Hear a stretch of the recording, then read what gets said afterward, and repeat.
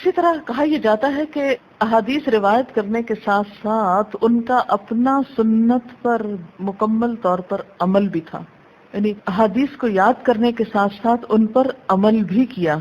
وکیع بن جراح ایک بڑے بلند پایا محدث تھے، وہ فرمایا کرتے ہیں اگر حدیث یاد کرنا چاہو تو اس پر عمل کرو، یاد ہو جائے گی۔ یعنی یاد کرنے کا طریقہ کیا ہے کہ اس پر عمل کرو۔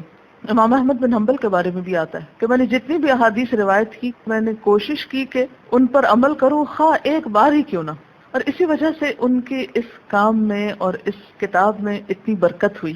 اس کے بارے میں یہ بھی کہتے ہیں کہ جب امام بخاری اس کو لکھ رہے تھے تو ہر حدیث کے لکھنے سے پہلے غسل کیا کرتے تھے، 2 نفل حاجت پڑھتے تھے، پھر اس کے بعد حدیث لکھا کرتے تھے کہ کوئی ایسی چیز اس میں نہ آ جائے کہ جہاں دین کے فائدے کی بجائے کچھ نقصان ہو۔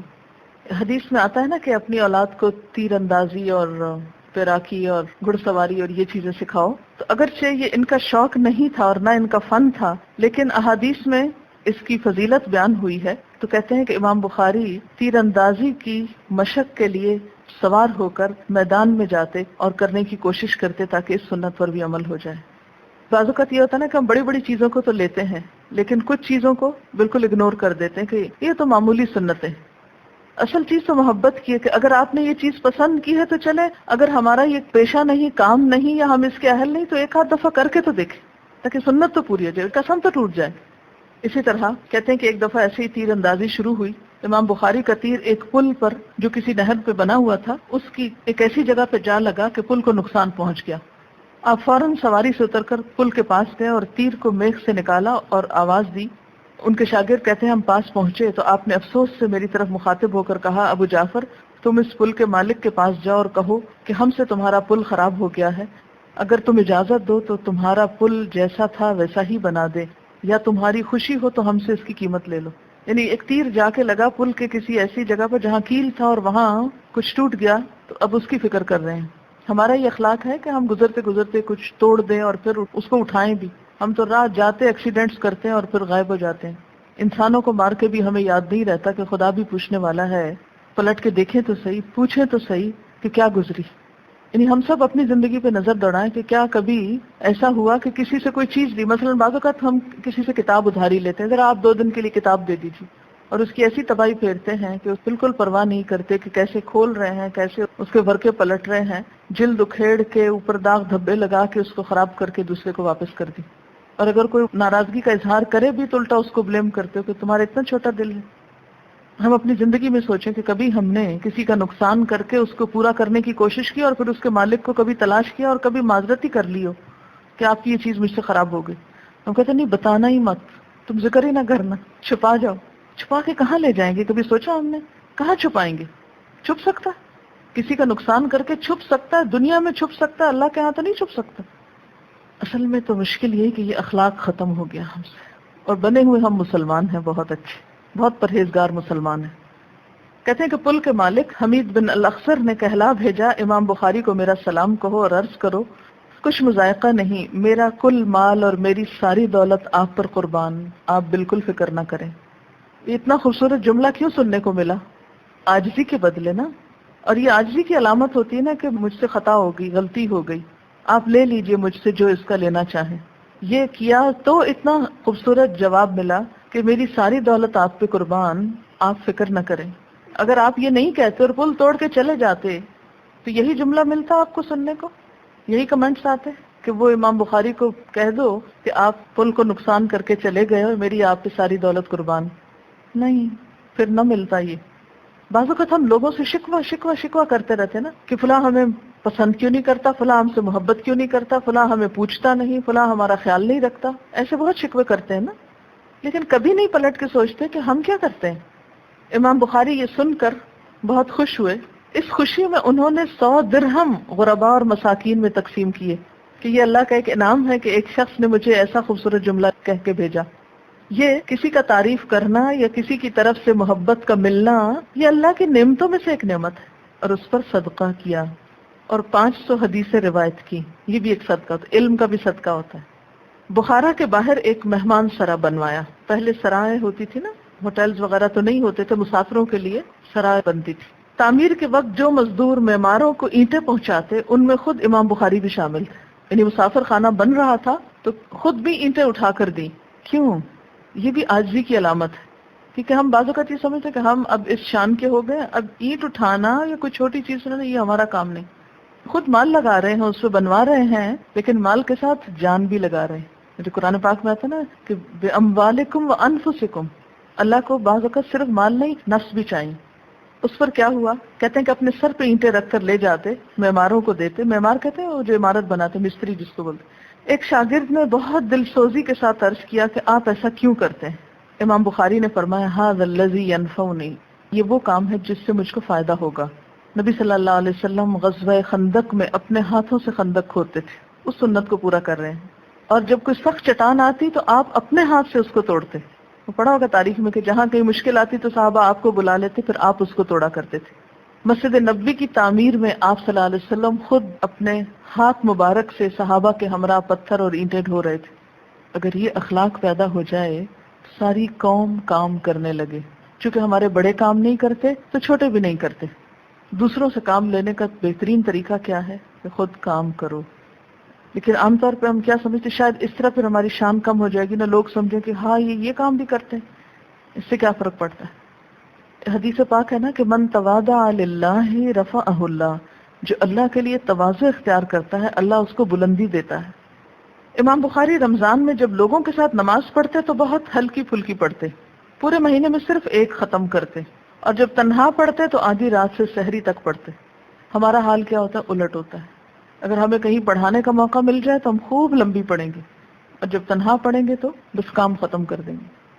وراق کہتے ہیں کہ کتاب التفسیر لکھنے کے وقت، بخاری میں کتاب التفسیر بھی آتی ہے، اسے لکھنے کے وقت رات میں 15-20 بار اٹھتے، ایک رات میں چراغ جلا کر حدیثوں پر نشان لگاتے.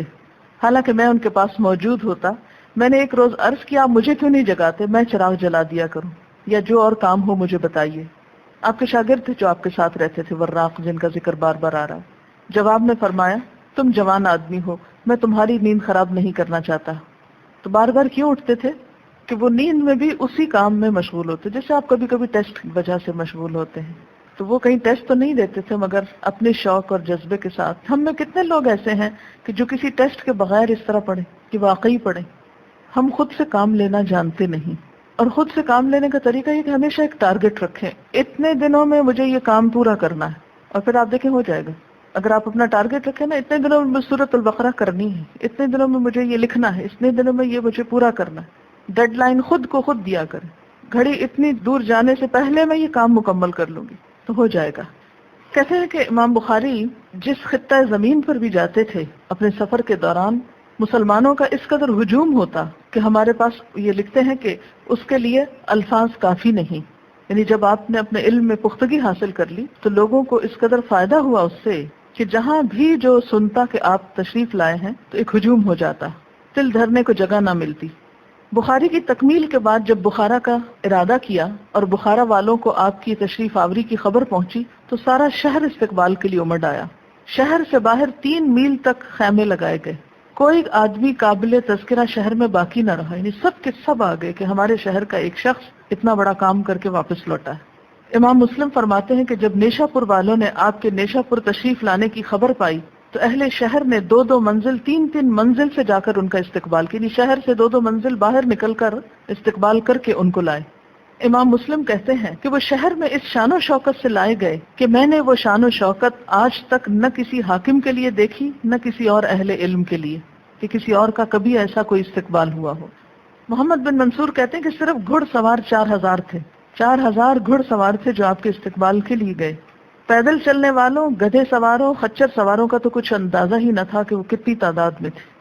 ایک بار بغداد تشریف لے گئے جو بنی عباس کا دارالخلافت تھا. عباسیوں کی قدردانی نے بغداد کو علوم اسلامیہ کا مرکز بنا رکھا تھا. اہل بغداد نے آپ کی شہرت سن کر آپ کے حافظے اور آپ کے علم کو پرکھنے کا سامان تیار کر رکھا تھا. بصرہ والوں کو ان کے بصرہ پہنچنے کی خبر معلوم ہوئی تو عجیب ہنگامہ مچ گیا. یوسف بن موسیٰ مروزی کہتے ہیں میں بصرہ کی جامع مسجد میں ایک بار موجود تھا، ایک نقیب کو پکارتے سنا علم والو محمد بن اسماعیل پہنچ گئے ہیں. لوگ ان کی تعظیم کو ٹوٹ پڑے. میں بھی لوگوں کے ساتھ ساتھ تھا. میں نے امام بخاری کو ایک نوجوان آدمی دیکھا، ان کی داڑھی کے بال بالکل سیاہ تھے، وہ ایک ستون کے پیچھے نفل پڑھ رہے تھے۔ جب نماز سے فارغ ہوئے تو لوگوں نے گھیر لیا اور تمام لوگوں کی ٹکٹکی بن گئی، یعنی خاموشی کے ساتھ آپ کو دیکھ رہے تھے۔ اہل بصرہ نے درخواست کی کہ آپ ہمارے لیے مجلس املا قائم کریں۔ مجلس املا کیا ہوتی ہے؟ ڈکٹیشن کرنا احادیث، یعنی بول کر لکھوانا، املا کرانا۔ آپ نے منظور فرمایا۔ نقیب نے دوبارہ جامع بصرہ میں پکارا، علم والو، امام بخاری سے مجلس املا کی درخواست کی گئی جو انہوں نے منظور کر لی۔ کل فلاں جگہ پر مجلس املا قائم ہوگی۔ صبح ہوتے ہی فقہا، متکلمین، محدثین، حفاظ کی بڑی بڑی جماعتیں جوک در جوک آنا شروع ہو گئیں۔ تھوڑی ہی دیر میں ہزاروں کا مجمع ہو گیا۔ امام بخاری املا کے لیے ممبر پر رونق افروز ہوئے۔ اس سے پہلے کہ حدیثوں کا لکھانا شروع کریں، آپ نے فرمایا، اہل بصرہ، آپ لوگوں نے مجھ سے درخواست کی کہ میں آپ لوگوں کے لیے یہ مجلس قائم کروں۔ میں نے منظور بھی کر لیا۔ میں ابھی کم سن جوان ہوں، میں چاہتا ہوں تمہارے شہر بصرہ کی حدیثوں کو جو تمہارے پاس نہیں میں بیان کروں، یعنی تمہارے شہر کی روایت شدہ حدیثیں جو تمہارے پاس نہیں وہ بیان کروں۔ اس سے آپ اندازہ کریں نا علم کا۔ اس پر بصرہ والے حیران ہوئے اور ان کا شوق دوبالا ہو گیا۔ یہ ایک حکمت کی بات ہے نا کہ وہ چیز بیان کی جس سے واقعی ان کو فائدہ پہنچے، نہ کہ ایک ریپیٹیشن۔ نگاہیں اشتیاق میں اٹھنے لگی، آواز آئی اور پہلی حدیث کا املا یوں ہوا، حدثنا عبداللہ بن عثمان بن جبلہ، اور آخر تک اس حدیث کو لکھا کر آپ نے فرمایا، بصرہ والو، یہ حدیث تمہارے پاس منصور کے واسطے سے نہیں ہے بلکہ اور واسطوں سے ہے۔ اصل میں یہ تھوڑی سی ٹیکنیکل بات ہے۔ یہ جو کہا جاتا ہے نا 70,000 حدیثیں روایت کی اور اتنے ہزار روایت کی، تو یہ 70,000 کہاں سے بن گئی؟ کیا ٹوٹل حدیثوں کی تعداد 70,000 ہی ہے؟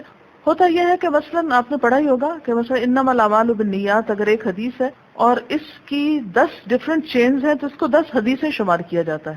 ہم تو حدیث صرف ٹیکسٹ کا نام سمجھتے ہیں نا، جبکہ محدثین کے نزدیک حدیث کیا ہے؟ سند اور متن دونوں۔ اور اگر سند میں ایک راوی کا بھی فرق ہو جاتا ہے کسی چین میں تو وہ ایک نئی حدیث بن جاتی۔ ہم تو یہ سوچیں گے اچھا یہ اگر حدیث تھی تو بس ٹھیک تھا، اب اس میں منصور نہیں تو نہ سے اس سے کیا فرق پڑتا ہے؟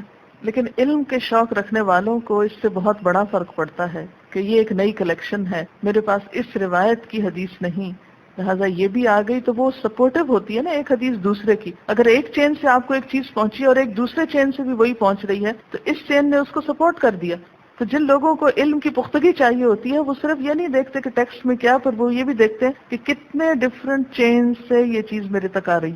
یہ عام لوگوں کا شوق نہیں ہوا کرتا، یہ علم والوں کا شوق ہوتا ہے۔ امام بخاری کی زندگی کے آخر میں ان پر کچھ افراد نے حسد کی وجہ سے کچھ الزامات لگائے، جن میں سے ایک الزام یہ تھا کہ آپ قرآن کو یا قرآن کے الفاظ کو مخلوق مانتے ہیں۔ مسئلہ خلق قرآن سن رکھا ہے آپ نے؟ جبکہ یہ آپ کے اوپر ایک غلط الزام تھا۔ آپ بخارا میں گئے تو وہاں پر آپ کو اس کی وجہ سے کافی تکلیف کا سامنا کرنا پڑا۔ آپ بخارا سے نکل کر بیکند پہنچے، کیونکہ یہ الزام بہت زیادہ مشہور کر دیا گیا تھا، اس لیے بیکند کے لوگ بھی 2 حصوں میں تقسیم ہو گئے۔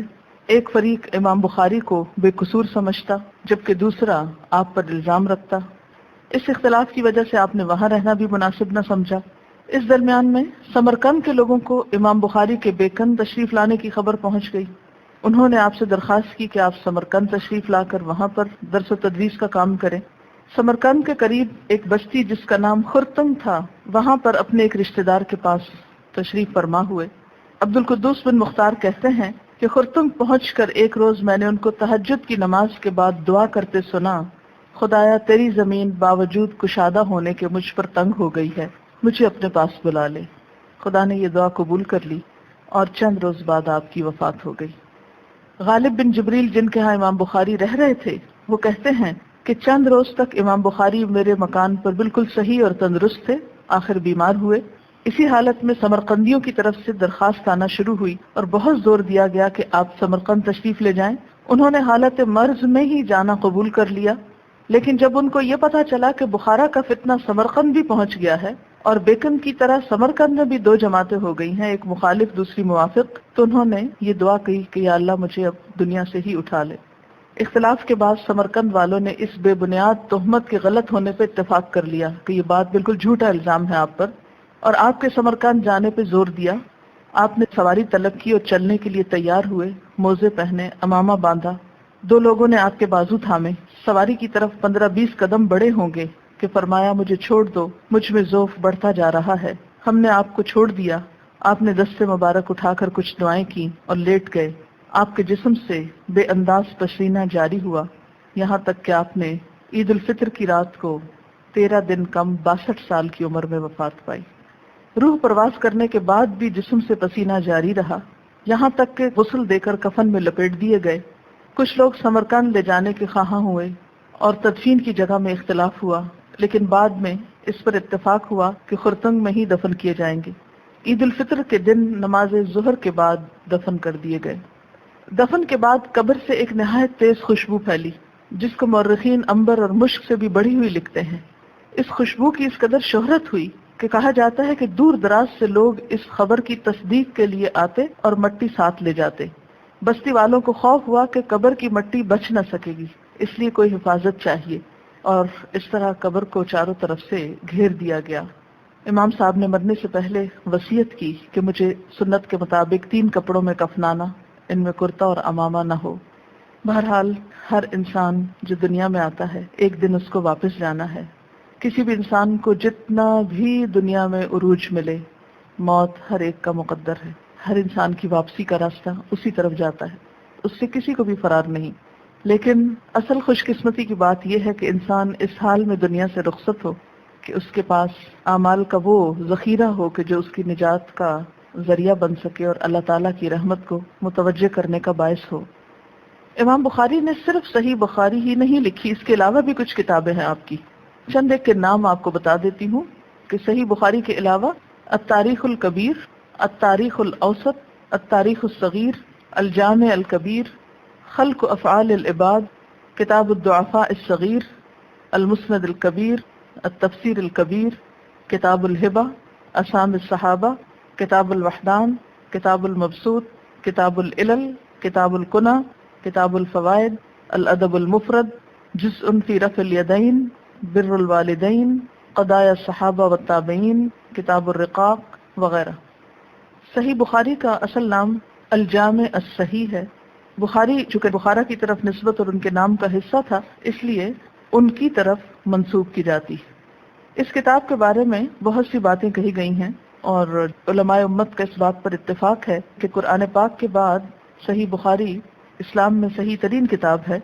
اس پر مستشرقین بھی اپنی رائے کا اظہار کرتے ہیں۔ مثلا ٹامس ولیم بیل لکھتا ہے اپنی ایک کتاب میں کہ امام بخاری کی تصنیف صحیح بخاری کی سب سے زیادہ قدر کی جاتی ہے۔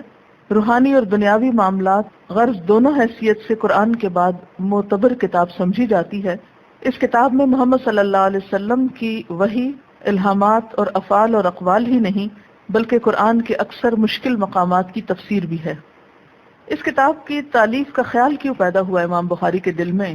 اس کے بارے میں آتا ہے کہ اس میں کچھ تو پچھلی تاریخ کا ہاتھ ہے کہ آپ صلی اللہ علیہ وسلم کے دور سے لے کر ان کے دور تک جو کچھ جمع ہوا تھا اسے اب باقاعدہ ایک منظم اور مرتب شکل میں جمع کرنے کی ضرورت تھی۔ اس کے بارے میں بھی کہا جاتا ہے کہ ان کے ایک استاد تھے جن کا نام اسحاق ابن راہویہ تھا یا راہبہ تھا۔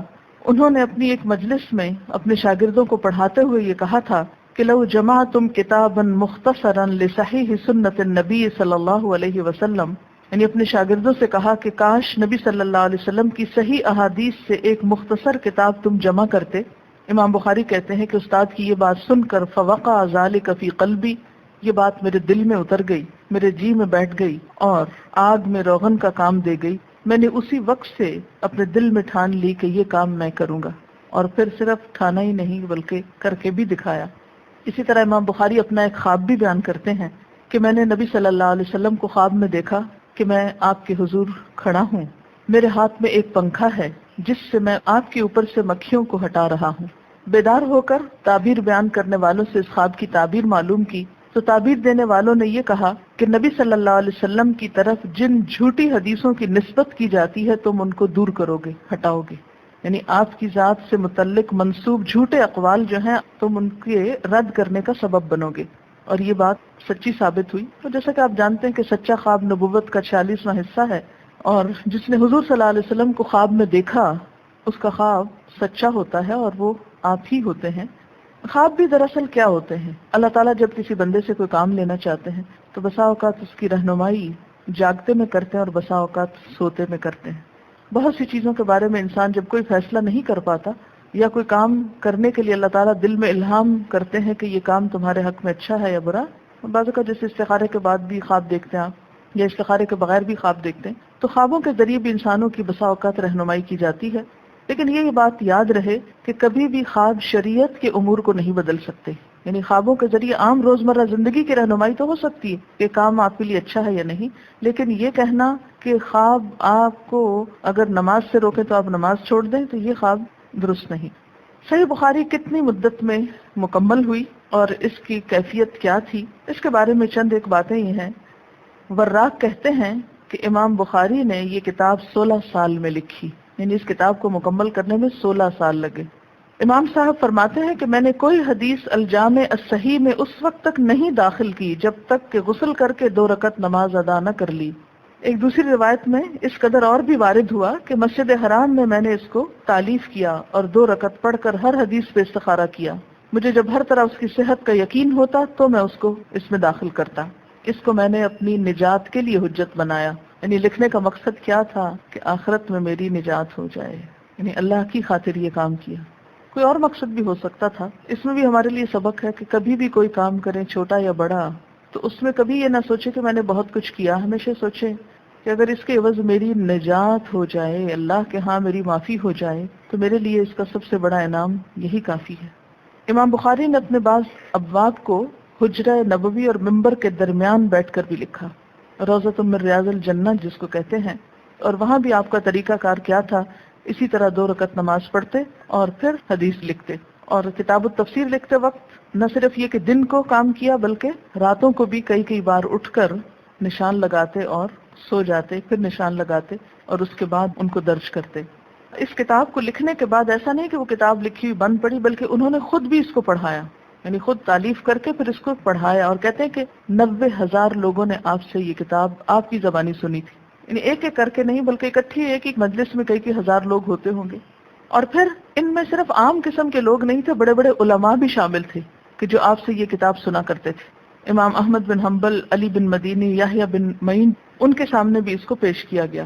سب نے پسندیدگی کی نگاہ سے کتاب کو دیکھا اور بالاتفاق صحت کی شہادت دی، مگر 4 حدیثوں میں کلام کیا. یعنی 4 حدیثوں کے بارے میں ان علماء نے کچھ کلام کیا. وہ جب پڑھیں گے آپ تو اس میں آ جائے گی بات. صحیح بخاری کا اگرچہ نام جو مشہور اور معروف ہے وہ صحیح بخاری ہے، لیکن اس کا نام کیا ہے؟ الجامع الصحیح. یہ مختصر نام ہے، لیکن مکمل نام ہے الجامع الصحیح من احادیث رسول اللہ صلی اللہ علیہ وسلم وسننہ وایامہ. مطلب کیا ہے؟ الجامع یعنی ایک کمپریہنسو کتاب ہے، الصحیح جو صحیح ہے کس چیز کے بارے میں ہے؟ احادیث رسول صلی اللہ علیہ وسلم کے بارے میں، وسننہ اور آپ کی سنتوں کے بارے میں، وایامہ اور آپ کے ایام کے بارے میں، یعنی تاریخ. ایام کا مطلب ہے ہسٹری. امام بخاری نے محض احادیث جمع ہی نہیں کی بلکہ ان کے اندر سے ان کو ابواب میں اس طرح تقسیم کیا کہ ان ابواب کے جو عنوانات بنائے ان کا خاص تعلق ہے احادیث کے ٹیکسٹ کے ساتھ. یعنی صرف حدیث نہیں بلکہ اس کے عنوان بھی ایک طرح سے تجویز کیے، جن کو تراجم ابواب کہا جاتا ہے. بہت سی کتابیں اس کتاب کی شرح میں لکھی گئی ہیں. جیسے قرآن پاک کی تفسیر لکھی گئی ہے نا، اس کتاب کی شرحیں لکھی گئی ہیں. یعنی حدیث کی شرح ہوتی ہے، تفسیر نہیں کہلاتی. تفسیر کس کی کہلاتی ہے؟ قرآن پاک کی. اور شرح احادیث کی، جس کو ہم تشریح بھی بولتے ہیں یا حواشی کہتے ہیں ان کو. صرف ان کے نام پڑھوں گی.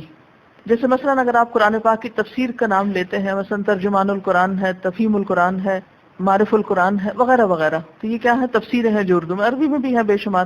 تو اسی طرح صحیح بخاری کی کچھ شرحوں کے نام، اگرچہ نام ذرا آپ کو انیوژل لگیں گے، عجیب لگیں گے، لیکن سننے میں حرج نہیں. یہ باتیں سن سن کے پھر ایک مزاج بنتا ہے انسان کا، کچھ ڈیفیکلٹ ورڈز کو سن کے انہیں اپنے اندر جذب کرنے کا. مثلا اعلام السنن، شرح المحلب، مختصر شرح المحلب، الاجوبہ علی المسائل المستغربہ من البخاری، شرح السراج، شرح ابن بطال. یہ جو شروحات ہیں یہ بھی اصل میں منسوب ہیں اپنے لکھنے والوں کے نام سے. پھر الاشبیلی کی شرح صحیح البخاری، پھر التمیمی کی شرح صحیح البخاری، شرح ابن التین، شرح ابن المنیر. یہ نام اس لیے بھی سننا ضروری ہے کہ بعض اوقات جب آپ بخاری کا اردو میں بھی کوئی حاشیہ پڑھتے ہیں نا نیچے، تو اس میں یہ کوٹ کرتے ہیں کہ فلاں نے اس حدیث کی شرح میں یہ لکھا ہے، اور وہ یہ نام لکھیں گے اور آپ کہیں گے یہ کیا عجیب و غریب باتیں، اور آپ تنگ آ کے چھوڑ دیں گے. لیکن یہ نام سنے ہوئے ہوں گے تو ایٹ لیسٹ جب پڑھ رہے ہوں گے تو آپ کو پڑھا جائے گا، ایک علم کا دروازہ ذرا کھلے گا.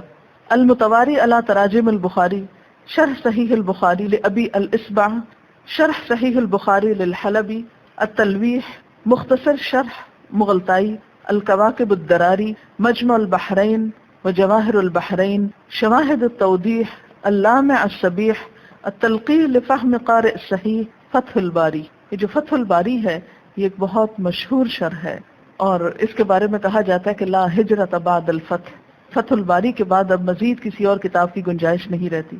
غایت التوضیح للجامع الصحیح، الکوکب الساری فی شرح الجامع لصحیح البخاری، پھر علامہ عبد الرحمن البحرہ کی شرح صحیح البخاری، پھر اسی طرح الحلبی کی شرح البخاری، داودی کی، عثمانی کی شرح صحیح البخاری، یہ علامہ سندھی کے ایک شاگرد ہیں علی بن مصطفیٰ، ان کی ہدیہ الساری، مقدمت فتح الباری، پھر الاعلام بمن ذکر فی البخاری من الاعلام، تعلیق التعلیق، انتقاد الاعتراض، تجرید التفسیر، عمدۃ القاری، یہ بھی بہت مشہور شرح ہے عمدۃ القاری، بہت سنیں گے آپ اس کا ذکر. شرح صحیح البخاری، التنقیح، نکت، مصابیح الجامع، التوشیح علی الجامع الصحیح، اور اس کے علاوہ بہت سی اور جن کی تعداد 86 ہے، اور یہ تعداد ہے 1320 ہجری تک کی، اس کے بعد کی نہیں. اس سے آپ اندازہ لگا سکتے ہیں کہ اس کتاب کو کس قدر توجہ دی گئی اور کتنے لوگوں نے اس کے اوپر اپنی محنت کی. عربی میں جو کل شروحات ہیں وہ 108 ہیں، پھر اردو میں ہیں، اردو اور انگریزی وغیرہ میں ان کو ملا کر تعداد 142 بنتی ہے تقریباً. یہ بھی پرانی باتیں ہیں، موجودہ دور میں مزید کچھ نہ کچھ اور کام ہوا ہے، اور ہر دور میں کام ہوتا ہی رہا ہے. سوال ہے کہ امام بخاری کی کتاب کو اصح الکتاب بعد کتاب اللہ کہا گیا. حضور صلی اللہ علیہ وسلم نے بھی فرمایا میں 2 چیزیں چھوڑ کر جا رہا ہوں، جب تک ان پر قائم رہو گے گمراہ نہ ہوگے، کتاب اللہ اور سنت رسول اللہ. کتاب اللہ کے بعد درست ترین کتاب بخاری شریف کو مانا گیا، اور اس میں کوئی اختلاف بھی نہیں. تو پھر امام بخاری کے اجتہاد کی اہمیت کیا ہے، اور اس کے مقابلے میں دیگر ائمہ کرام کے اجتہاد کی اہمیت کیا ہے؟ بات یہ ہے کہ ہمیں ایک مسلمان ہونے کی حیثیت سے جتنے بھی ائمہ کرام ہیں، علماء کرام جو مجتہدین کے درجے پہ پہنچے، ہمیں ان کی عزت کرنی چاہیے، احترام کرنا چاہیے، اور ان کو مصیب سمجھنا چاہیے. مصیب کا مطلب یہ کہ انہوں نے درست ہی کیا. یہ نہیں کرنا چاہیے کہ ان کے اوپر لعن طعن یا ان کو برا بھلا، یا ایک کو دوسرے کے مقابلے میں حقیر ثابت کریں یا برا بھلا کہیں، اس لیے کہ مجتہد اگر غلطی بھی کرتا ہے تو بھی عند اللہ ماجور ہے، اس کو پھر بھی اجر مل جائے گا. لیکن اگر ہمیں پتہ چل جاتا ہے کہ وہ غلطی کرتا ہے تو پھر ہمیں اندھی تقلید نہیں کرنی چاہیے کہ اسی کی بات لیں اور دوسرے کی چھوڑ دیں. دوسری بات یہ کہ معصوم صرف پیغمبر ہوتے ہیں، خواہ امام بخاری ہی کیوں نہ ہو، کتنا بڑے سے بڑا کوئی عالم ہو، ہمیں اس کو معصوم عن الخطا نہیں سمجھنا چاہیے، اور یہ نہیں کہنا چاہیے کہ اس سے تو کوئی بات غلط ہو ہی نہیں سکتی، یا اس کی تو کوئی سوچ یا کوئی اس کا فہم میں کوئی خرابی ہو ہی نہیں سکتی. نہیں، اس بات کا چانس ہمیشہ رکھنا چاہیے کہ ہو سکتا ہے ان سے بھی کوئی بات جو ہے وہ انہیں درست طور پر سمجھ نہ آئی ہو. اس لیے اصل چیز یہ ہے کہ اگر امام بخاری ایک صحیح دلیل لاتے ہیں، ایک صحیح حدیث لاتے ہیں تو اس کو ہم لیں گے، لیکن اگر امام بخاری ایک منسوخ حدیث پر ایک حکم رکھتے ہیں تو ہم اس حکم کو نہیں لیں گے. تو اس میں یہ ہے کہ امام بخاری اور دوسرے ائمہ میں فرق کیا ہے. ایک ہلکا سا فرق یہ بتا دوں کہ امام بخاری نے جو اجتہاد کیا ہے اس میں وہ دلیل لے کر آئے ہیں اور ایک صحیح حدیث سے دلیل لائے ہیں، جبکہ دیگر ائمہ کے اجتہاد میں ہم ان کی کتابیں اگر پڑھتے ہیں تو اس میں آپ کو بہت سی چیزیں ضعیف بھی مل جائیں گی. یہ فرق ہے ایک بڑا واضح سا، لیکن اس کا یہ مطلب نہیں کہ اگر ان کے پاس دلائل اصح الکتب ہے اور صحیح ترین احادیث پر مبنی ہے ان کی کتاب، تو اس میں ایک ان سے خطا کبھی نہیں ہو سکتی. اگر ہم یہ سمجھتے ہیں تو ہم غلو کر رہے ہیں، ہمیں اس غلو سے بچنا چاہیے. اصل چیز جو ہے وہ ہم یہ کہتے ہیں کہ قرآن پاک میں کوئی غلطی نہیں ہو سکتی، حضور صلی اللہ علیہ وسلم سے کوئی خطا نہیں ہو سکتی. کیوں کہ اللہ تعالیٰ نے آپ کے اگلے پچھلے سب بھول چوک قصور سب کچھ معاف کر دیا اور صحیح ترین دین آپ کے ذریعے ہمیں پہنچایا. لیکن یہ کہنا کہ اس کے بعد فلاں بھی اسی درجے پر ہے تو پھر وہ رسول اور ایک عام عالم میں فرق کیا رہا، تو یہ غلو نہیں ہونا چاہیے. لیکن افسوس کے ساتھ کہنا پڑتا ہے کہ ہمارے ہاں تو اس قسم کے رجحان پرورش پا گئے کہ جس میں عام مجتہدین کو حضور صلی اللہ علیہ وسلم سے بھی بڑھ کے اہمیت دی جاتی، ان کی بات مان لی جاتی. حضور صلی اللہ علیہ وسلم سے اگر کوئی بات صحیح ترین بھی ثابت ہو تو ہم اس کو ماننے میں اعتراض کرتے ہیں یعنی جھجکتے ہیں. تو ہماری اصل چیز کیا ہونی چاہیے؟ آپ دیکھیں کہ جیسے صحابہ کرام اپنی رائے سے فوراً رجوع کر لیتے ہیں کہ اچھا مجھے یہ حکم نہیں پتا تھا، تو اس میں یہ ہے کہ بخاری کا انتخاب بھی میں نے اسی وجہ سے کیا ہے کہ اس میں جو چیزیں آتی ہیں ان کے ساتھ صحیح دلیل ہے. جہاں جہاں اگر کوئی منسوخ یا کوئی ایسا حکم ہے تو دوسرے ائمہ کرام کے اس پہ نقد موجود ہے، اس کو پھر ساتھ بیان کر دیا جاتا ہے، جس سے معاملہ جو ہے وہ واضح ہو جاتا ہے. لیکن جو پڑھتے ہیں اس پر پوری تسلی اور شرح صدر ہو جاتا ہے. اسی وجہ سے اس کو چنا گیا ہے تاکہ آپ کے پاس جو نالج ہو دلیل کے ساتھ ہو، اوتھینٹک ہو، آپ عمل کریں، اطمینان کے ساتھ کریں کہ میں جو کر رہی ہوں انشاءاللہ اللہ تعالیٰ کے نزدیک اس کی قبولیت ہوگی، کیونکہ میں ایک صحیح دلیل پر مبنی کام کر رہی ہوں. دیگر ائمہ کرام کے جہاں اجتہادات ہیں تو اس میں بھی آپ دیکھ سکتے ہیں، لیکن فی الحال آپ اتنے زیادہ چیزوں پہ اگر مکلف کر دیے جائیں تو شاید کچھ بھی کرنا ممکن نہ رہے. وآخر دعوانا ان الحمد للہ رب العالمین.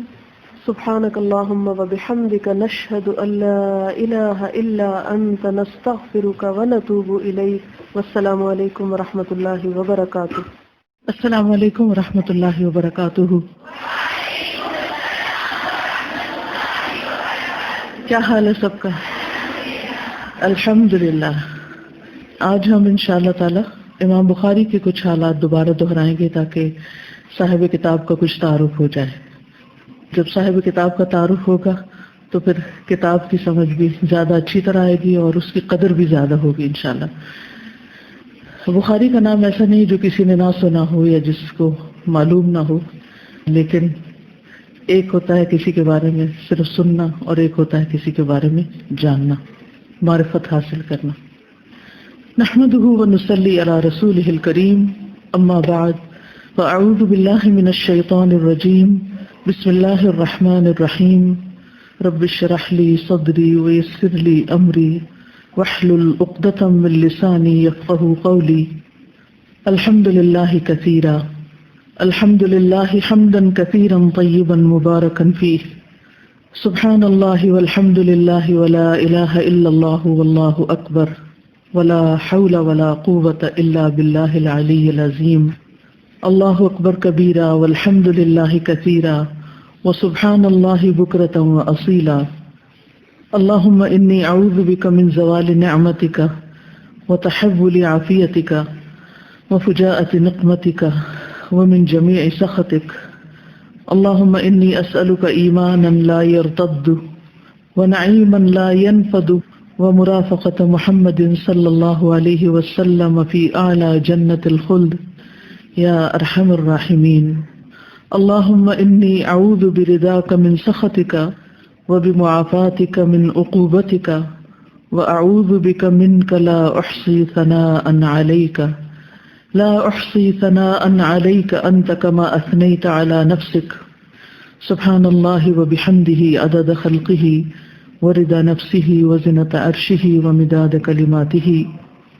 رب أوزعني أن أشكر نعمتك التي أنعمت علي وعلى والدي وأن أعمل صالحا ترضاه وأن أعمل صالحا ترضاه وأن أعمل صالحا ترضاه وأصلح لي في ذريتي إني تبت إليك وإني من المسلمين. اللهم ربنا لك الحمد ملء السماوات وملء الأرض وملء ما شئت من شيء بعد أهل الثناء والمجد أحق ما قال العبد. اللهم لا مانع لما أعطيته ولا معطي لما منعته ولا ينفع ذا الجد منك الجد.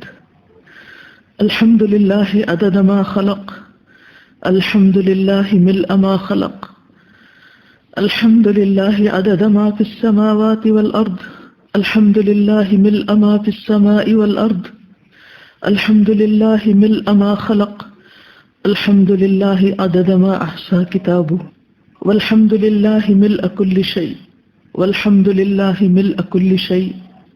رب أعني ولا تعن علي وانصرني ولا تنصر علي وامكر لي ولا تمكر علي واهدني ويسر هداي إلي وانصرني على من بغى علي.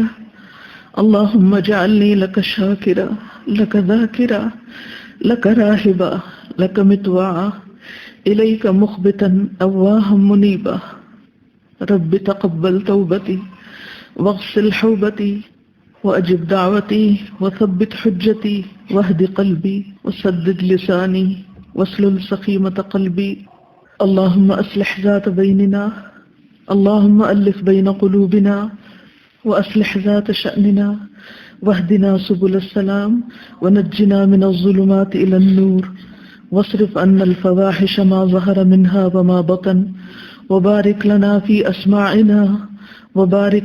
في أسماعنا وأبصارنا وقلوبنا وأزواجنا وذرياتنا وتب علينا إنك أنت التواب الرحيم واجعلنا شاكرين لنعمتك مثنين بها قائلين بها وأتممها علينا. اللهم لك الحمد كله اللهم لا قابض لما بسطته ولا مقرب لما بعدته ولا مباعد لما قربته ولا معطي لما منعته ولا مانع لما أعطيته. اللهم ابسط علينا من بركاتك ورحمتك وفضلك اللهم ابسط علينا من بركاتك ورحمتك وفضلك ورزقك. اللهم إني أسألك النعيم المقيم الذي لا يحول ولا يزول. اللهم إني أسألك النعيم يوم العيلة والأمن يوم الحرب والأمن يوم الخوف. اللهم عائذا بك من سوء ما أعطيتنا وشر ما منعتنا وشر ما منعت منا یا حی یا قیوم برحمتک استغیث. بسم اللہ الرحمن الرحیم. امام بخاری کا نام جانا پہچانا ہے. ان کا اصل نام محمد تھا، کنیت ابو عبداللہ، لقب امام المحدثین اور امیر المؤمنین فی الحدیث. شجرہ نسب کچھ یوں ہے: محمد بن اسماعیل بن ابراہیم بن المغیرہ بن بردزبہ الجعفی. سب سے پہلے ان کے دادا کے والد یعنی پردادا المغیرہ اسلام لائے. جن کے ہاتھوں پر اسلام لائے ان کا نام یمان الجوفی تھا، اسی لیے ان کی نسبت الجعفی ہے. بردزبہ مسلمان نہیں تھے، آتش پرست تھے، مجوسی تھے. یہ لوگ خراسان کے رہنے والے تھے، فارسی تھے. خراسان ایک بڑے علاقے کا نام ہے جس میں ایران، افغانستان، ازبکستان اور موجودہ ترکمانستان یہ سارے علاقے آتے ہیں. جس دور میں یہ مسلمان ہوئے اس دور میں یہ لوگ بخارا میں تھے، اسی لیے ان کو بخاری کہا جاتا ہے. بخارا وہاں کا کیپٹل تھا، یعنی خراسان کا کیپٹل تھا. اس کی حیثیت اسی طرح تھی جیسے اسلامی دنیا میں بغداد اور قاہرہ وغیرہ کی تھی. لیکن یہ پورے عالم اسلامی میں سب سے ریچسٹ یعنی سب سے امیر ترین شہر تھا، اور یہ اپنی تجارت کے اعتبار سے بہت مشہور و معروف تھا. یعنی سب سے زیادہ یہاں تاجر لوگ رہتے تھے. لیکن اس کے ساتھ ساتھ علم اور ہنر اور ان چیزوں سے بھی ان کی دلچسپی تھی. نبی صلی اللہ علیہ وسلم کے جانے کے تقریباً 70 سال بعد یہ علاقہ فتح ہوا اور لوگ مسلمان ہوئے. یہ شہر ایک قدیم ترین شہر ہے، تقریباً 5000 سال پہلے وجود میں آیا. آج بھی اس کے اندر ہزاروں سال پہلے کے کھنڈرات اور قدیم آثار موجود ہیں، لیکن آج کل کی دنیا میں اس کی وہ ویلیو نہیں جو اس وقت تھی. بہرحال اللہ سبحانہ وتعالیٰ نے امام بخاری کو اس شہر میں پیدا کیا. امام بخاری کی ولادت 13 شوال 194 ہجری کو ہوئی. نماز جمعہ کے بعد بخارا شہر میں پیدا ہوئے. ان کے والد محدث تھے، یہ محدث کے بیٹے تھے، تاجر بھی تھے اور محدث بھی تھے. اور ان کے والد امام مالک کے شاگرد تھے، اور اس کا تذکرہ امام بخاری نے اپنی تاریخ میں کیا ہے. ابن حبان نے بھی اپنی کتاب الثقات میں ان کے والد کا تذکرہ کیا ہے. اور یہ بات بہت خوش قسمتی کی ہے کہ والد بھی محدث اور بیٹا بھی محدث. امام بخاری کے والد حماد بن زید اور امام مالک سے روایت بھی کرتے ہیں، یعنی احادیث روایت کرتے ہیں. امام بخاری کے والد حلال کمائی کا بہت زیادہ اہتمام کرتے تھے، اور اس بات کی پوری کوشش ہوتی تھی کہ ان کے مال میں ایک درہم بھی حرام کا نہ ہو، اور اس بارے میں وہ بہت زیادہ تقوی کے معیار پر تھے. ان کے شاگرد احمد بن حفص کہتے ہیں کہ میں اسماعیل کی وفات کے وقت ان کے پاس تھا. اس وقت انہوں نے کہا کہ میں اپنے مال میں ایک درہم بھی حرام کا نہیں پاتا، یعنی جو مال وہ دنیا میں چھوڑ کر جا رہے تھے، اور نہ ہی ایک درہم مشتبہ پاتا ہوں. حرام تو دور کی بات، شبہ والا بھی ایک درہم نہیں ہے اس مال میں. اور امام بخاری نے اسی مال سے استفادہ کیا، کیونکہ وہ خود کوئی کام نہیں کرتے تھے، لیکن والد کا چھوڑا ہوا ورثہ جو تھا ان کے لیے باقی زندگی میں بہت کام آیا اور بہت بابرکت ثابت ہوا۔ اگرچہ ایک وقت ایسا بھی آیا کہ امام بخاری کے پاس علم کی طلب میں کچھ بھی نہ بچا۔ ان کی والدہ بھی بہت نیک خاتون تھی، بہت دعائیں کرنے والی، اللہ سبحانہ وتعالیٰ کے حضور گڑ گڑانے والی اور بہت متقی اور پارسا خاتون۔ بہت بچپن میں محمد بن اسماعیل یعنی بخاری کی بصارت چلی گئی، آنکھیں چلی گئیں۔ والدہ بہت عبادت گزار تھی۔ تو آپ خود سوچ سکتے ہیں کہ جس ماں کے بچے کی بینائی چلی جائے اس ماں کے دل پر کیا گزر سکتی ہے۔ اپنے کسی بچے یا چھوٹے بہن بھائی کو ذہن میں رکھ کے یہ بات سوچیے۔ لیکن یہ بات ذریعہ بنی امام بخاری کی والدہ کے لیے اللہ سبحانہ وتعالیٰ کے اور زیادہ قریب ہونے اور بہت زیادہ دعائیں کرنے کا۔ انہوں نے یہ دعا بھی مانگی کہ اگر میرے اس بیٹے کی آنکھیں واپس آ جائیں تو میں اسے اللہ کی راہ میں وقف کر دوں گی۔ اس میں ایک حکمت یہ بھی ہو سکتی ہے کہ جن بچوں کی بینائی نہیں ہوتی ان کے باقی سینسز بہت تیز ہو جاتے ہیں۔ وہ صرف پھر اپنی آنکھوں سے کام نہیں لیتے، وہ باقی چیزوں سے بھی سیکھنا شروع کر دیتے ہیں، ان کی سماعت اور ان کی حس بہت تیز ہو جاتی ہے۔ بہرحال دن رات دعائیں کرنے کے بعد ان کو ایک خواب آیا جس میں ان کی والدہ نے ابراہیم علیہ السلام کو دیکھا، اور وہ ان سے کہہ رہے ہیں کہ اللہ سبحانہ وتعالیٰ نے تمہارے کثرت سے رونے اور دعا کرنے کی وجہ سے، یہ قابل غور بات ہے، تمہارے کثرت سے رونے اور دعا کرنے کی وجہ سے تمہارے بیٹے کی آنکھیں درست کر دی ہیں۔ وہ کہتی ہیں کہ جب صبح ہوئی اور امام بخاری اٹھے تو وہ دیکھ رہے تھے۔ تو علماء کہتے ہیں کہ امام بخاری کے بخاری بننے میں اور اس مقام تک پہنچنے میں جو اصل ہاتھ ہے پیچھے، یہ جس کو سارا کریڈٹ جاتا ہے وہ ماں ہے۔ تو اس سے اندازہ لگائیے کہ ماں کا رول کتنا بڑا ہوتا ہے۔ مائیں خود تو امام بخاری نہیں بن سکتی، لیکن ان کی گودوں سے امام بخاری پیدا ہوتے ہیں۔ تو جتنی بھی مائیں ہیں وہ بچوں کی صرف تعلیم و تربیت ہی کی فکر نہ کریں، اس کے ساتھ ساتھ کثرت سے ان کے لیے دعائیں کریں اور روئیں اللہ کی بارگاہ میں۔ امام بخاری کی والدہ نے ان کی نظر لوٹنے کے بعد انہیں چھوٹی سی عمر میں ہی مدرسے میں داخل کروا دیا۔ 10 سال کی عمر تک وہ اس مدرسے میں رہے اور ہر طرح کا علم حاصل کیا۔ جب 16 سال کے ہوئے تو ان کو ان کے بھائی کے ہمراہ حج کے لیے لے گئی۔ حج کے بعد وہ خود اور ان کے بھائی یعنی امام بخاری کے بھائی احمد واپس آ گئے اور والدہ امام بخاری کو وہیں پر چھوڑ آئی، یعنی مزید علم سیکھنے کے لیے۔ وہاں پر کچھ عرصہ تک امام بخاری مکہ میں رہے اور اس کے بعد انہوں نے اسلامی دنیا کے مختلف علاقوں کا سفر کیا۔ مکہ سے علم حاصل کرنے کے بعد باقی علاقے جیسے مدینہ ہے، حجاز ہے، حجاز کے بعد بغداد، مصر، شام، عراق، ان سب علاقوں میں امام بخاری نے مختلف علماء سے احادیث جمع کی، سیکھا، علم حاصل کیا، اور اس دوران ہر سال یعنی آئندہ تقریباً 5-6 سال تک وہ ہر سال حج بھی کرتے رہے، کیونکہ حج کا موقع ایسا موقع ہوتا ہے جس میں دنیا بھر سے علماء اکٹھے ہوتے ہیں۔ تو اس موقع پر پھر وہ ان سے سیکھنے میں، علم حاصل کرنے میں اپنا وقت لگاتے۔ امام بخاری کے والد جب امام بخاری ابھی چھوٹے تھے تو اس وقت ہی فوت ہو گئے، تو تعلیم اور تربیت کی ساری ذمہ داری ان کی والدہ پر آ پڑی، اور آپ نے جب سے ہوش سنبھالا ان کے دل میں حدیث کو حفظ کرنے کا، زبانی یاد کرنے کا شوق تھا۔ تو جو کچھ بھی یہ سیکھتے رہے اس میں جو نمایاں چیز تھی وہ حدیثوں کو یاد کرنا تھا۔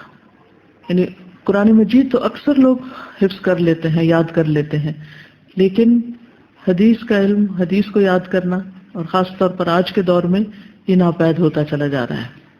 محمد بن ابی حاتم کہتے ہیں کہ میں نے ابو عبداللہ امام بخاری سے پوچھا کہ آپ کے ابتدائی حالات کیسے تھے، یعنی شروع میں بچپن آپ کا کیسے گزرا۔ وہ کہتے ہیں کہ مجھے حدیث کا شوق اس وقت دیا گیا جب میں ابھی مکتب میں تھا، یعنی بالکل چھوٹا سا بچہ تھا اور ابتدائی تعلیم حاصل کر رہا تھا، اس وقت مجھے حدیث کا شوق دیا گیا۔ اس سے کیا بات سیکھنے کو ملتی کہ بچوں کو دینی علوم کا شوق کب سے دینا چاہیے۔ تو میں نے پوچھا آپ کی عمر اس وقت کیا تھی؟ انہوں نے کہا 10 سال یا اس سے بھی کم۔ پھر 10 سال کی عمر کے بعد میں مکتب سے فارغ ہوا، اور اس عمر سے یعنی 10 سال کی عمر سے انہوں نے محدثین کے پاس جانا شروع کیا اور ان کی مجلسوں میں بیٹھنے لگے۔ ہمارے 10 سال کے بچے کیا کرتے ہیں؟ کیا وہ علماء کی مجالس میں لائے جاتے ہیں؟ وہ کہاں جاتے ہیں، کیا کرتے ہیں؟ ان کو تو چھوڑیے، ہم خود کیا کرتے ہیں؟ ہمارے دن کا اکثر حصہ، اکثر وقت کس کام میں گزرتا ہے؟ ہم خود حدیث کی کتابیں کتنی کھولتے ہیں، خود سے پڑھنے کی کتنی کوشش کرتے ہیں، خود سے کتنا جانتے ہیں۔ اللہ سبحانہ وتعالیٰ نے امام بخاری کو قوت حافظہ بہت دی تھی، فوٹوگرافک میموری تھی۔ کسی بھی چیز کو حفظ کرنے کے لیے، یاد کرنے کے لیے صرف ایک دفعہ پڑھنا یا سننا کافی تھا، اور وہ اس طرح ازبر ہو جاتی تھی جس طرح کسی کتاب میں لکھی ہوئی ہو، یعنی ان کے حافظے میں اس طرح پرنٹ ہو جاتی تھی چیز۔ ابو عمر سلیم بن مجاہد کہتے ہیں کہ میں محمد بن سلام بیکندی محدث کے پاس تھا، تو انہوں نے کہا اگر تم اس سے پہلے آتے تو ایک ایسا لڑکا دیکھتے جس کو 70,000 حدیثیں یاد ہیں۔ 70,000 حدیثیں۔ محمد بن سلام بیکندی جو ہیں یہ امام بخاری کے استاد ہیں، اور استاد بھی کیسے، ان کو پڑھنے کا کتنا شوق تھا اور لکھنے کا اور علم حاصل کرنے کا۔ ایک مجلس میں وہ حدیث لکھ رہے تھے استاد سے سن کر، تو اتنے میں ان کا قلم ٹوٹ گیا، تو انہوں نے ایک دم آواز لگائی کہ مجھے 1 دینار میں کون قلم دے گا؟ تو بہت سے لوگوں نے اپنے قلم ان کی طرف پھینک دی۔ 1 دینار میں سینکڑوں قلم آ سکتے تھے، لیکن انہوں نے وقت بچانے کے لیے اور اپنے علم کو محفوظ کرنے کے لیے پیسے کو نہیں دیکھا، یہ دیکھا کہ فوری طور پر میں اپنا کام کس طرح جاری رکھ سکتا ہوں۔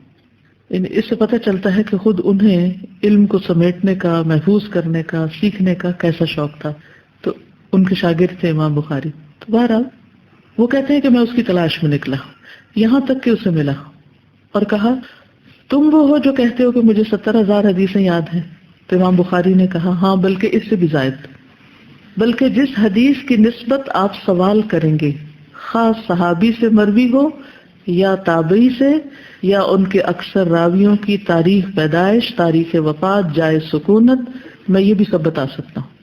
یعنی صرف حدیثیں نہیں بتا سکتا، بلکہ اس کے ساتھ ساتھ روایت کرنے والے خاص صحابی ہوں، تابعی ہوں یا ان کے بعد کے لوگ ہوں، ان کے نام، تاریخ پیدائش اور کہاں کے تھے وہ بھی بتا سکتا ہوں۔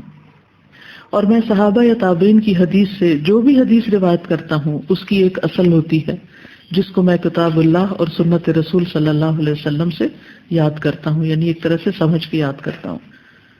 حاشد بن اسماعیل کہتے ہیں، یہ ان کے کلیگ ہیں، بیکندی تو ان کے استاد ہیں، لیکن حاشد اچھا نام ہے اگر کسی کو رکھنا ہو۔ جی، جیسے راشد لکھتے ہیں نا، ایسے حاشد۔ حاشد بن اسماعیل بیان کرتے ہیں کہ امام بخاری ہمارے ساتھ حدیث حاصل کرنے کے لیے بصرہ کے شیوخ کے پاس آتے جاتے، حالانکہ وہ ابھی بچے تھے۔ 16 دن گزر گئے، امام بخاری کے ساتھ ہی لکھتے رہے، لیکن امام بخاری لکھتے نہیں تھے۔ تو ہم سب نے، یعنی حاشد اور ان کے ساتھیوں نے ان کو بہت ملامت کی کہ تم ایسے ہمارے ساتھ چل دیے اور اپنا وقت ضائع کر رہے ہو، اپنی عمر ضائع کر رہے ہو، نہ کچھ لکھتے ہو نہ کچھ توجہ کرتے ہو۔ تو امام بخاری نے کہا اپنی کاپیاں لاؤ۔ وہ کہتے ہیں ہم نے کاپیاں نکالی تو ان میں 15,000 سے زیادہ حدیثیں لکھی ہوئی تھی۔ امام بخاری نے وہ پڑھنا شروع کر دی اور زبانی سنانا شروع کر دی، اور یہاں تک کہ انہوں نے اپنی کاپیوں کی تصحیح شروع کر دی امام بخاری کی حدیثیں سن سن کر۔ تو اس سے آپ اندازہ لگا سکتے ہیں کہ اللہ سبحانہ وتعالیٰ نے ان کو حافظہ بھی کیسا دیا تھا۔ اور یہاں سے مجھے یہ بات سمجھ آتی ہے کہ اللہ تعالیٰ کی پلاننگ کیسے تھی کہ وہ بچپن میں بیمار ہوں، ان کے والد فوت ہو جائیں، ان کی ماں دعائیں کریں، بخار ہو ان کو، وہ نابینا ہو جائیں، پھر ان کی ماں ان کے لیے دعائیں کریں، پھر ان کا حافظہ اتنا زیادہ ہو، اور پھر واقعی ایک جد و جہد کے بعد اور محنت کے بعد اور کوشش کے بعد وہ اس دین کی خدمت کریں۔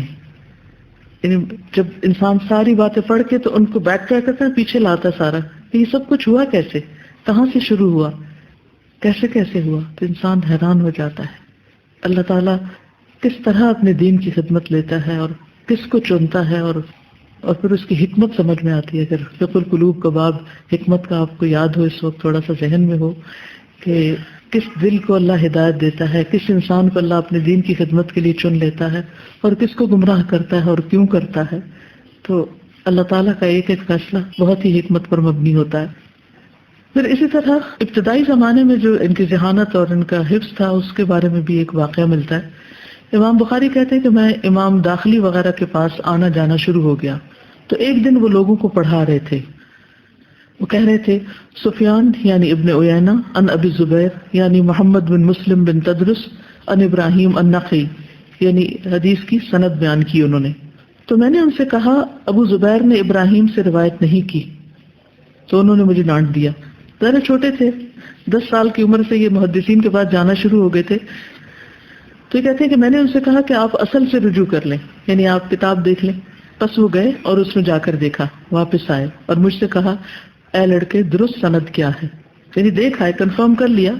میں نے کہا وہ زبیر بن عدی ہیں جو ابراہیم سے بیان کر رہے ہیں. تو انہوں نے مجھ سے قلم لیا اور اپنی کتاب میں اصلاح کی اور کہا تم نے سچ کہا.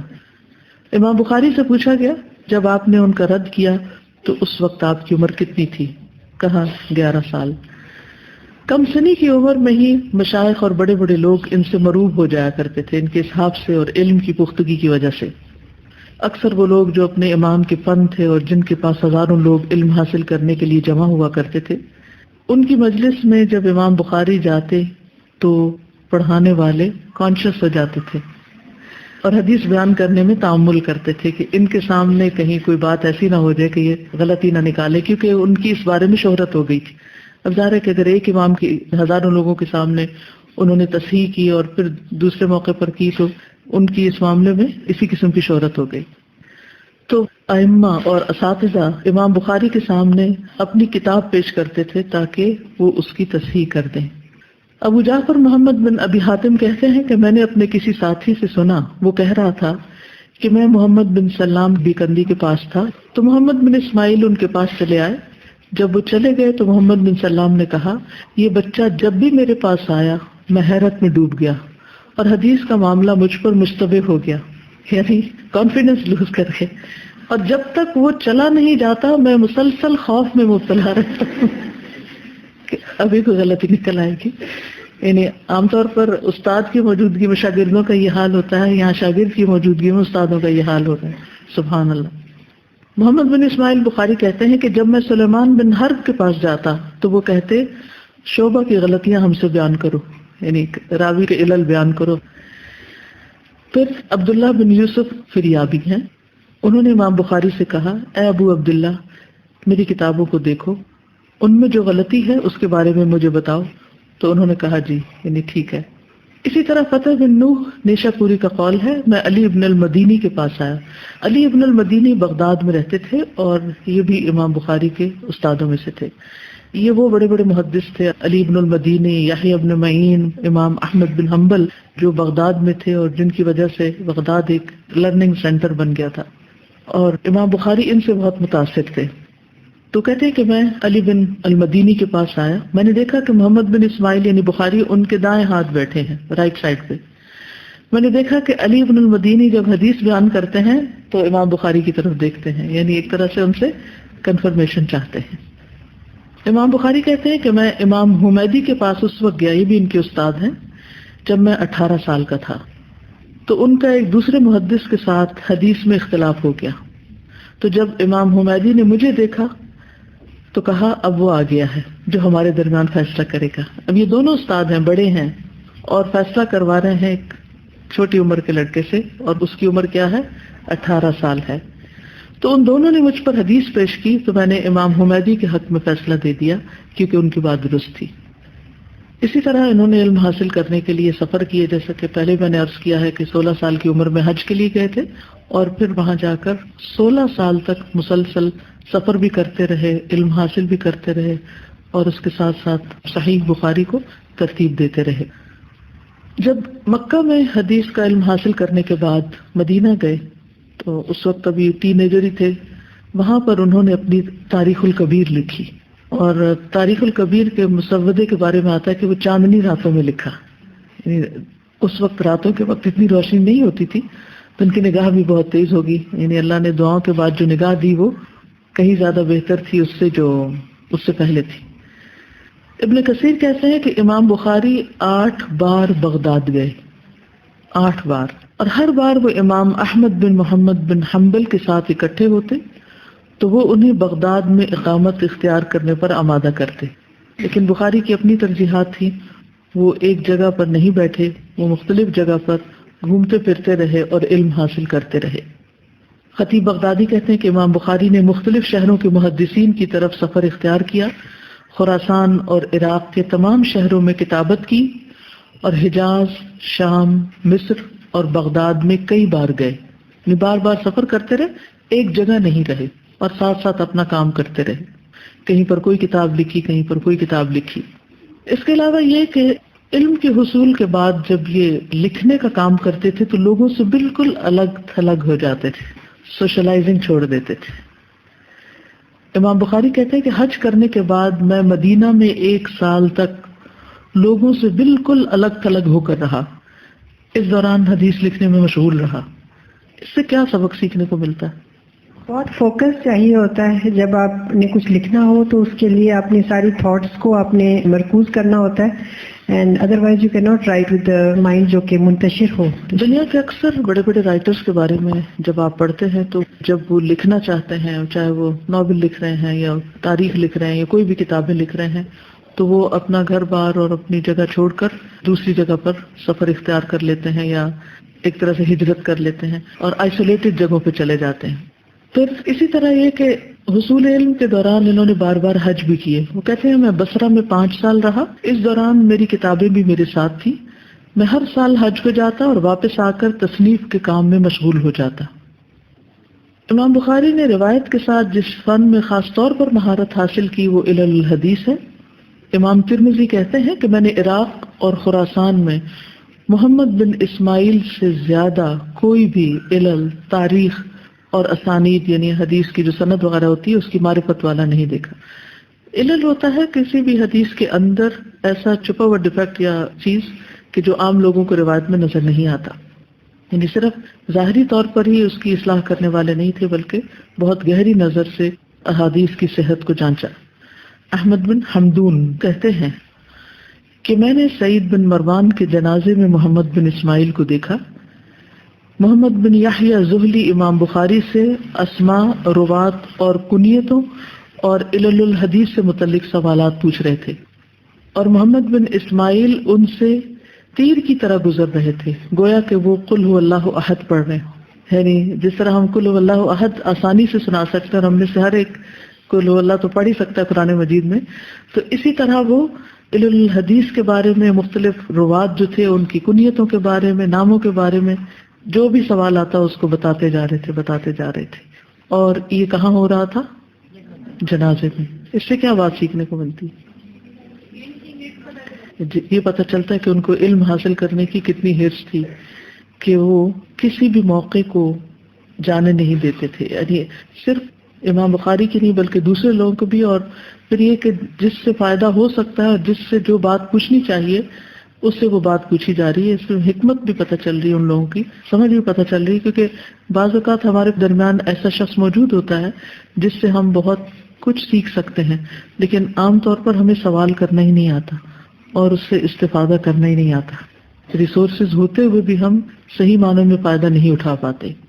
اسی طرح صحیح البخاری کے علاوہ صحیح مسلم کا نام آپ نے سنا ہوگا۔ امام مسلم اور امام بخاری جو ہیں وہ ہم اثر بھی ہیں، لیکن ان کے آپس میں بہت بہترین تعلقات تھے۔